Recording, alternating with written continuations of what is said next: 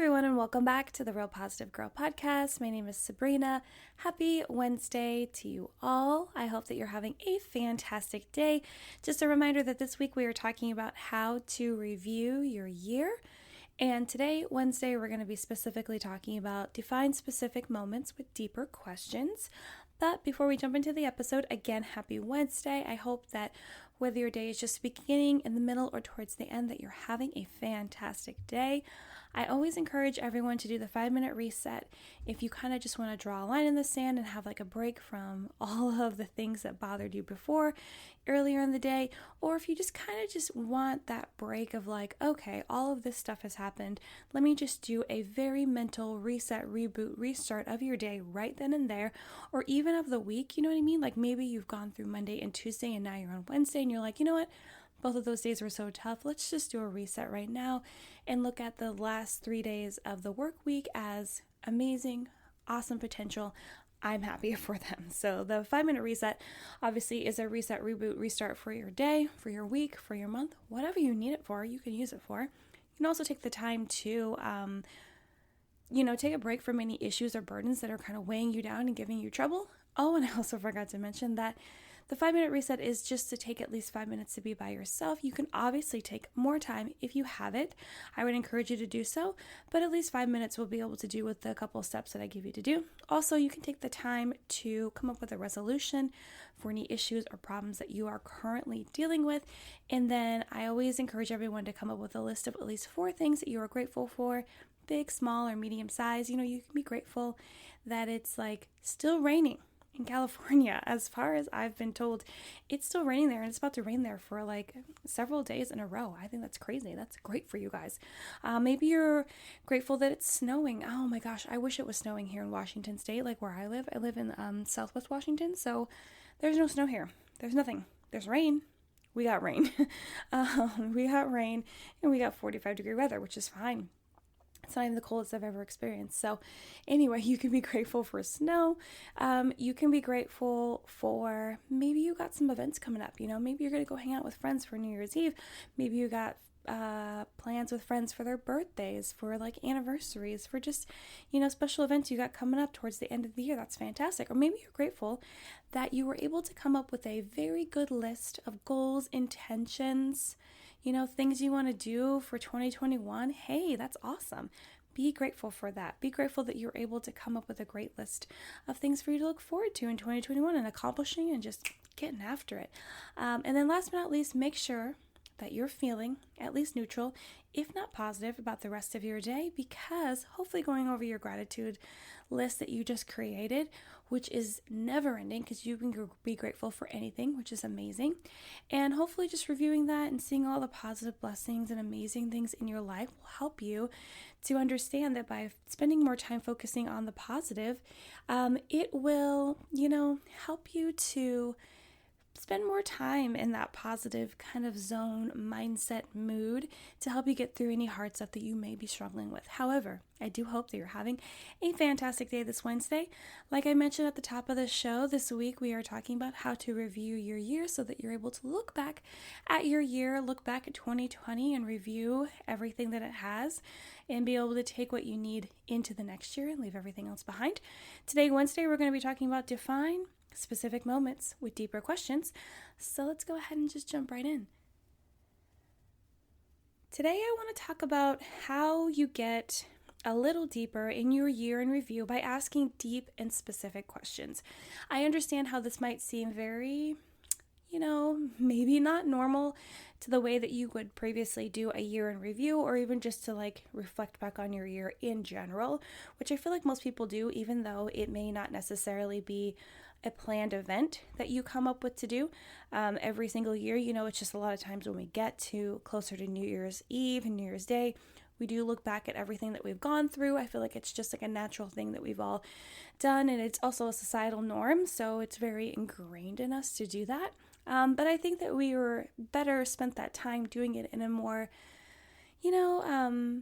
precise way, goal-oriented way, a helpful way, as opposed to just like indulging in the nostalgia, which is fun. I'm not against that. But if you're doing it at the end of the year, you should maybe like put it to work. That's kind of the way that I'm thinking of it. So, but yeah, reviewing by asking yourself deep and specific questions. This might sound interesting because a lot of people just end up making lists and focusing on what they didn't accomplish and how to accomplish that in the new year.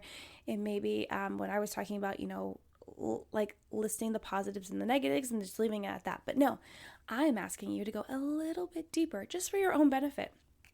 This works very well in conjunction with creating your list of positive and negative experiences that happen throughout the year, because you can create questions based on those experiences or go forage for questions and use those lists to help you get deeper answers. So, whether you spend the time coming up with your own questions based on what happened, or you just go on the internet and find yourself a list, it doesn't matter. It works both ways. It's all acceptable. In addition to getting a little deeper with this exercise, asking a question can also create a question for something related to the new year. So a lot of times people will have a list of questions or things to reflect on for the year that is about to end. And then they will have a list of things that they want to do or prepare or be on top of for the new year that is coming. And so that's the kind of same concept with these questions, is that you're able to ask yourself a question that is meant for reflection, and then also be able to turn that question around and use it for looking into the new year and creating goals. So, for example, you can ask yourself what 3 or 4 words you would use to describe this past year, and then when starting to plan for the new year, wanting to flip that question around, ask yourself what 3 or 4 words you want to be the theme of this new year. So you need to see what I mean? It's just like identifying like past words and feelings and moods and vibes that you would have for 2020 after, thinking about everything that you have experienced and gone through, and then turning around and figuring out, okay, well, how do I want 2021 to be represented and what words can I use? So it'll make it a lot easier though, because if you're feeling stressed or overwhelmed, which I hope that you're not, but if you're feeling stressed or overwhelmed by having to come up with questions, it's really easy to just do that and really think of like, what would be the inverse of this question that I could use to look forward that I'm already using to look back. Do you see what I mean? So, but I feel like that question is so good. Like really, like how would you describe 2020 in 3 or 4 words? For me, this is me not actually taking the time to really review everything that I've gone through, but for me, I would pick words like growth, stability, communication, and then, let's see, comfort. Those would probably be the words that I would use to identify 2020. And you're welcome to use a mix of positive, neutral, negative words. It's just like whatever you feel like it is. However, hopefully, if you've listened to the past 2 episodes for this week, you will understand that there is a positive and a negative list that you're supposed to be curating. And the positive list, great. But the negative list, you're supposed to be doing it without judgment. So just understand that, yes, you can pull out negative things and be like, that was hard, that was difficult, that was not fun, that was just, devastating. However, understanding that, you want to have a mix of them and not just pick out 3 or 4 negative words. I'm encouraging you, do not do that. That will not help you with the exercise. Because of course, reflecting into the new year, you're going to pick all of these like words about abundance and amazingness and like positive, like uplifting words, of course, because lots of people do. But you want to put more time and energy into it. So maybe, I chose growth for 2020, but I think that I would want to also choose, like if I was actually taking the time to think about it, but it sounds like 2021 would be good to choose growth as well. And, a lot of growth isn't necessarily the most fun experience. A lot of times it's hard, it's difficult, you have to struggle through it a little bit, but usually what comes out the other side of growth is something that'll just continue to make you stronger and teach you those lessons that you need to learn to be able to continue on that path of becoming your best self. So just something to bear in mind. But yeah, I think that question is a good one. You can use that one. Please do. It's really helpful. It's also a pretty generic question that a lot of people ask themselves. I know that's like one of the things that's going around on social media right now is like, what word would you use to describe like how you feel about 2021 and or your intentions, or how you want to see it all unfolding. So yeah, but I think it's a good one. I think it's a good one. I feel like it's an overarching thing for you to kind of like, that transparent cover on top of like a book report. It's like, okay, I'm going to feel like growth is coming this year. And then you dive deeper into the steps and like how it's all going to play out and like what you're going to do. And we all know, we all do. We all know I like to mention self-awareness pretty often. If you're new here, I like to talk about it a lot. If you're not new here, you already know. And this is one of those times where asking questions will definitely help with self-awareness, for sure. Now, when you come up with some questions to ask yourself, whether you take time to ponder your own or simply Google it, doesn't matter. It all works. Make sure you don't waste your own time and go deeper than surface answers. So I feel like a lot of people would be like, oh, this is such a great exercise. It'll be so easy, blah, blah, blah. And you just create a list of questions and then you ask yourself like, oh, this question. You're just like running through them, giving answers because you're not actually taking the time to really ponder and think and really decide like what the true answer is, right? You just want to whip through them so you feel accomplished, so you feel like you did the thing that you need to do to prepare for the next year, to be all set up with your goals and everything, and you're ready January 1, right?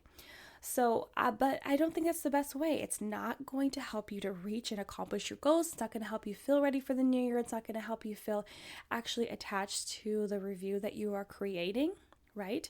You need to take the time. Don't waste your time just like trying to run through all these questions and come up with answers, because you're going to have to do it again because you haven't really got anything from it. You got to take the time to go deeper than those surface answers. So, for example, if you were to ask yourself, who is your main go-to person you could really count on for 2020?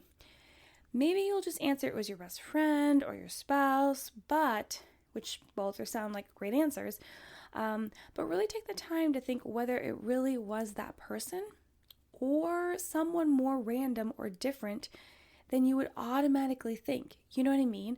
Because I feel like that question, like it would easily roll off the tongue that it was your best friend or it was your spouse or it was like your mom or whomever that you spend a lot of your time with, that you typically are like, joined at the hip with, right? But take the time to really think about it, because maybe it was a coworker because they could relate to job-related pandemic changes. Or maybe it was the barista at the coffee place you frequent because it was nice that despite everything going on, there was still a piece of your routine and regular life continuing on. Don't just go with your first assumption on an answer. Really think it through, right? And maybe those are ideas and people that you would never have come up with that question because you didn't take the time to really think about it. You didn't take the time to really think like, wow, you're right, it was the barista, at the coffee shop, because every time I went there, I was able to get my drink. They never closed. I was always able to count on them. Maybe safety measures have changed due to the pandemic. However, I was able to go there every single day. It fulfilled that need I had. It made me feel like, there's still hope alive. Things will eventually go back to normal. I have something I can look forward to and count on. And that's the answer to the question, right?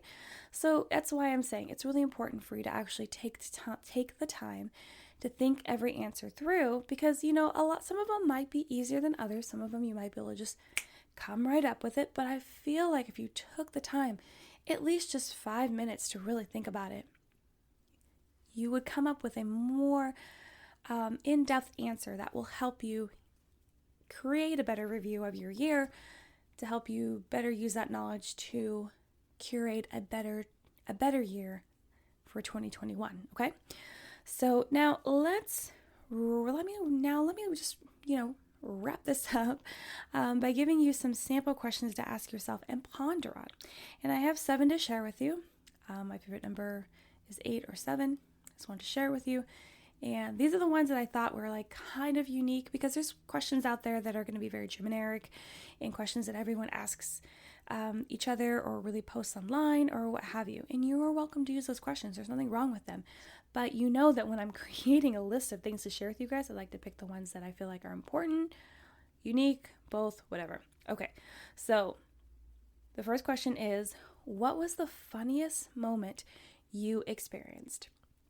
it's super important to reflect on moments of happiness, of joy, things that you actually enjoyed, especially with everyone just, labeling 2020 as a tough year, as a hard year, as a sucky year, as a year that we all want to just move on from and be like, bye, Felicia. See you never. You know what I mean? And I don't necessarily feel like that for 2020. I don't necessarily want to stick around, but it's because I feel excited every time a new year rolls around, despite how that year, it might have been the best year of my life. And I'm still excited for the next year because I'm excited for new opportunities. It's exactly the reason why I love the first of new months and I love Mondays. I'm ready for the challenge. I'm ready for the clean slate. I'm ready to start again. So it's really good to reflect on the fun moments, the ones that brought you joy. So I encourage you to use this question. What was the funniest moments you experienced? And that'll also bring some positivity to you reflecting on 2020. The next question is, what was something you learned for the first time and really enjoyed learning about? I feel like one of the common things that I heard from people when they spoke about 2020 is they actually ended up learning things they wouldn't otherwise have the time to learn. So whether or not it was because they were stuck at home, because they weren't able to do their regular activities, or they did have some downtime from work, so they, decided to venture out and learn something new, or maybe they couldn't go back to their regular job, so they had to learn something new. They had to do that in order to find a different job, career, what have you. So I think it would be helpful because if you did enjoy learning whatever it was in 2020, maybe you can carry on learning more about that into the next year, or maybe you can just remember that you took the time and the effort to learn something new, and that you can carry on just that skill of learning and actually putting in the time and effort and skill into being patient and going through the movements of trying something for the first time, and try to implement that into your life even more and make time and space for that, because there is so much growth and opportunity in learning new things and actually taking the time to enjoy it and understand that it's going to be hard at first, or sometimes it's just easy. A lot of things just come to people, which I always get really, really astounded at. It's just amazing. So I encourage you to really think about what you learned and how that affected you, and and how you really enjoyed that. And then I think on the flip side, you could also do it the other way. What did you have to learn that you didn't enjoy learning, yet you did? And so hopefully that skill or knowledge will help you in the future as well. The next question is, was there something new you discovered about yourself? If so, what was it? I feel like a lot of us discovered a lot of new things about ourselves during 2020. And, for me personally, it was the fact that I can be a homebody. So I always thought that I was an extrovert because I always like to go out with people, go to parties, go to events, keep busy and just be out, not be in my house. But honestly, I really discovered that I am actually more of an introvert, and there's so much deeper happening below the surface. And it was really that I just struggled with being in the stillness, being in the quiet. And so I learned how to do that, and then I could actually enjoy it, and then I actually could be a homebody, and I could actually utter the words, wow, I really don't want to leave the house, because I would have to go to the grocery store or do whatever kind of minimal things that still are required despite what was going on in our everyday lives. And that was an amazing discovery for me. So I would encourage you to take some time and really figure out wow, what did you discover about yourself? Maybe you discovered that you actually enjoy home improvement projects when you've always pushed that off as something you'll never be interested in. Or maybe you discovered that you actually would enjoy having a pet at home, so you fostered a dog or a cat or what have you, and then you really enjoyed that and decided to adopt. Whatever it is, I encourage you to take a little bit of time to think about it and then come up with your answer. The next question is, what mental blocks did you overcome? This one is helpful because if you were able to overcome some, maybe you can reflect back on how you were able to do that and take those skills and experience into the new year. But it's also just a good reflection on it'll help you to remember anything that you didn't, and so that you can maybe bring that into the new year if you want to, accomplish that or continue working on that. But also it'll give you a pat on the back and a positive reminder of things that you actually broke through, that you actually were able to accomplish, and just tackle and feel good about. And it's always great to like break through those walls of those mental breakdowns. So it's or those mental blockages, excuse me, which could result in a mental breakdown if you weren't able to get through, or if you were able to get through and it's just like harder than you thought. So yeah, I would encourage you to ask yourself that question. What mental blocks did you overcome? The next question is, did any of your relationships evolve into something deeper or fall apart? And, I was only going to mention the deeper part, but I was like, no, it's important for you to evaluate if any relationships fell apart for whatever reason. Maybe it's because you realized that those relationships actually weren't as strong as you anticipated, or as you had previously thought, rather. And maybe those relationships with like coworkers at work, or just friends or neighbors or whomever. And then maybe relationships that you didn't expect to get deeper. So maybe you actually got to know the barista at your coffee shop, or maybe the people that work at your local community stores, grocery stores, like whatever it is, delivery people. Maybe you actually grew closer to your siblings or your roommates or your spouse even. Like personally, I feel like one of the relationships that evolved into something deeper during quarantine, during 2020 in general, for me was with my husband. Like we're already pretty close and everything, but I felt like we spent more time together. We got to know each other deeper on like an emotional level, and I really enjoyed that, and it was fun. It was great, and I have no regrets for this year and that happening, and we actually were able to learn how to communicate better, and it was just fantastic. So that's definitely something that I am grateful for 2020. No regrets there at all whatsoever. The next question, second to last question, is what was the biggest problem you solved? So let's say that there was, and you might be like, oh, that sounds the same as like a mental block, which could be. If your mental block was a huge problem for you and you're able to break through it, that's amazing. But there could have been other problems in your life. Like one of our problems is to figure out how to rent out our home in the condition that it was in, figure out problems that we needed to solve along the way that would make it a rentable property, because the way that we were living in it, it was definitely a home. Like you own your home and you deal with certain things, but for a property to be rentable, it has to be up to certain like standards and codes and whatever like that. So we had to figure out those problems, and I feel like that was one of the biggest problems we solved. Also, other problems was how to transition me from my regular everyday job to my work at home, work for our family business job, and we were able to solve that problem. And I feel like there were a couple other problems in our life we could solve. So if you really think of it like, okay, you've accomplished and gotten through some mental blocks, but then were there also some problems that you had to actually take the time to figure out and brainstorm and go through and then solve, and then maybe like resolve if that didn't actually work. So think about that. Ask yourself that question. And then the last question is that I would suggest is, what was the best compliment you received? Now, before I dive into this one, which doesn't really take that much explanation but I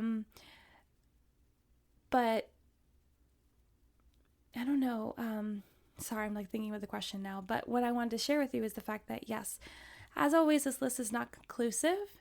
You can look on the internet. I encourage you to do so. I encourage you to, despite any list I give you, to look on the internet and find more steps, more questions, more things to ponder and think about. And that's how you expand on your self-awareness and your self-discovery and your personal development in general, which is what we're all here to become better at. Obviously, I gotta stop saying obs. I'm not like a 16-year-old girl on TikTok, but obviously. And I don't mean that as offensive to anyone.